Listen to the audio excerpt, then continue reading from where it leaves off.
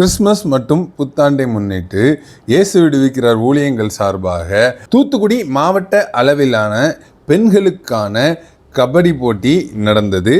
இது முதல் முறையாக பெண்களுக்கான கபடி போட்டியை நம்ம இயேசு விடுவிக்கிறார் ஊழியங்கள்லேருந்து நடத்துகிறாங்க.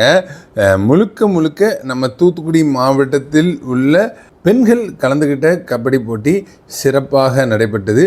அதில் வெற்றி பெற்றவங்க ப்ரைஸ் வாங்குறது தான் நீங்கள் இப்போ பார்த்துக்கிட்டு இருக்கீங்க. அதே மாதிரி இப்போது பொங்கலை முன்னிட்டு ஆண்களுக்கான கபடி போட்டி, அதுவும் தூத்துக்குடி மாவட்டத்தில் உள்ள ஆண்கள் மட்டும் கலந்துக்கிற கபடி போட்டி. எதற்கு இதை நடத்துகிறாங்கன்னா, நம்ம மாவட்டத்திலேருந்து, நம்ம ஊர்லேருந்து, நம்ம கிராமத்திலேருந்து கபடி பிளேயர்களை உருவாக்க தான். பெண்கள்லையும் சரி ஆண்கள்லையும் சரி நிறைய பிளேயர்ஸ் ஏற்கனவே உருவாகியிருக்காங்க. முக்கியமாக இயேசு விடுவிக்கிறார்லேருந்து மே மாதம் நடத்துகிற கேம்ப்லேருந்து நிறைய வீரர்கள் வீராங்கனைகள் உருவாகியிருக்காங்க. இன்னைக்கு தொடங்குகிற ஆண்களுக்கான கபடி போட்டி 9வது ஆண்டு நடத்தப்படுற கபடி போட்டி. இந்த கபடி போட்டி இன்னைக்கு மற்றும் நாளைக்கு நடக்க போகுது.